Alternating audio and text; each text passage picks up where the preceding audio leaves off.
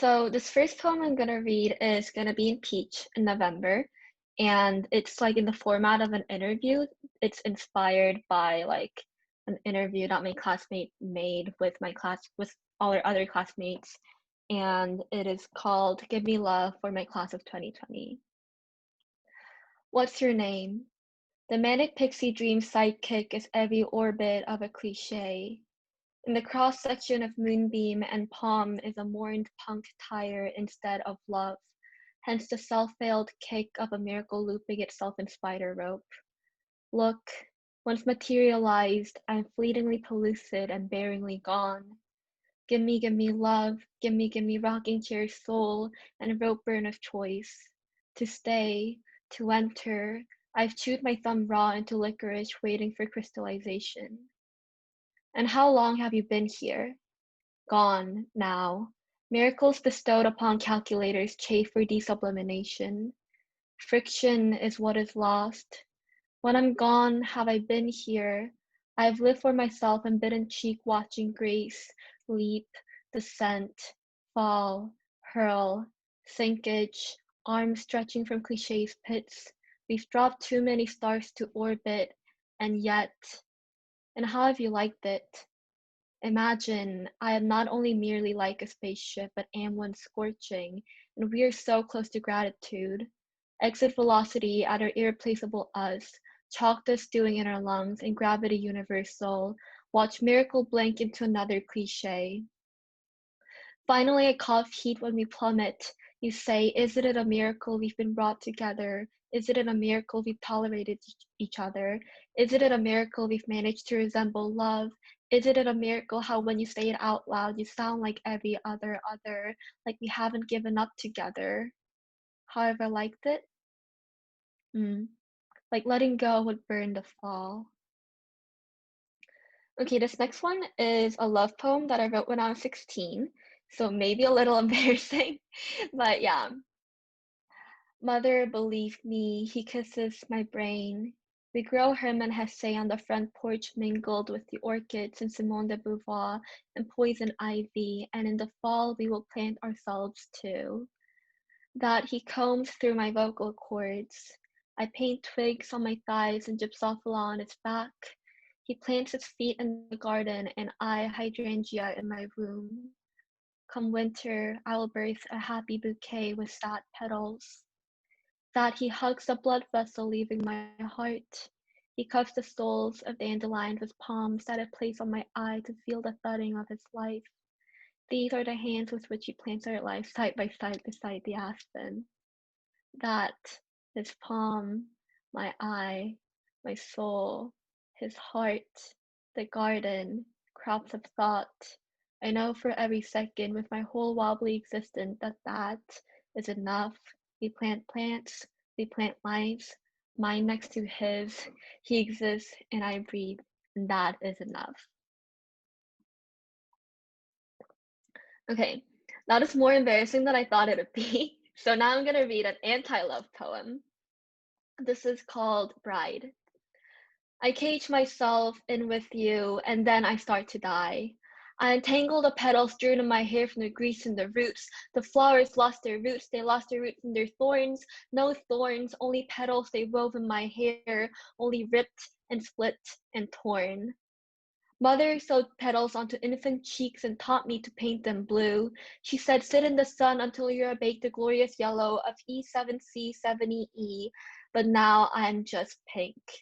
I throw the white dress outside our little cage, toss the petals. I tell them to fly, but they can't, so I cry, and you help me pick more out from her pink with cross-stitch to my spine. I turn into a flower myself and tell the leaves I'm here forever. I believe the helium that boy sucked itself was my sister. Helium whispered through the staticky cracks and the crevices of electricity, scratching against the walls of the ear canal. You can be yellow, you can be yellow. Here's a petal for your ear, here's one for your rib. Look at that pretty cage, look at that pretty cage, look at that pretty cage. Won't you be happy? So I said, yes, that is quite pretty. I would love to be loved and believe I am not a faded DAD 287 like mother, though he once smiled a D9C96F. Okay, I thought I wasn't nervous, but I guess I am, and I'm sorry to the captioner if I'm talking too fast. But okay, this last one is something that like I forgot that I wrote, but I actually really like it. Um, it's called Translation of Hi, How Are You? It's been a while since we last talked. Remember the flower kimchi you made? You pointed out a patch of dirt next to apartment 224 and its 30-story gray stone glory, dirt no wetter or browner than any other bunch. Said you buried your kimchi there to ferment, behind the workout area where a single-digit body spilled over into from the playground. You know, my Oma didn't let me run in the fountain sprouting from the playground tiles after the first year because she learned that the water beneath was static all year till summer, gross, mosquito egg laden. And the red metal arch structure with rungs that I was too scared to climb to the top of. Did you know that's a sculpture? A girl fell off of it and broke her arm in fourth or fifth grade. That's probably after you left. Each year, one of us left for a different quarter of the city till I was the only one left playing Mickey Mouse. I don't remember what that game was, but I played it with other kids if we weren't sharing a dish of tteokbokki among three people, running with hot odeng broth brimming the paper cups in our seared hands, or picking tiny water snails from the artificial streams tucked in the flank of our home apartment complex, away from the six-lane roads and the city hall and Seoul itself. Around the time you left and saw your amma stop feeding me blueberry smoothies and Costco pasta, I stopped making fake food too. I just grew out of pulling charchuk petals and whatever those long glossy leaves are, mashing them with chair contraptions meant for glued strength and shredding them with rocks. I imagine my specialty salad and your kimchi would seem the same to the untrained eye without a first grade chef's expertise. Were you there that day in first grade, pouring water into the sandy rectangle of a school field and darkening the ground with me? A kid from another class called us childish and we were angry, so I said I wanted to kill her because I thought that's what angry people say. My Amma told me that in America, people go to prison just for saying they want to kill somebody. I live in America now, and I'm pretty sure plots or threats of murder land you in prison everywhere.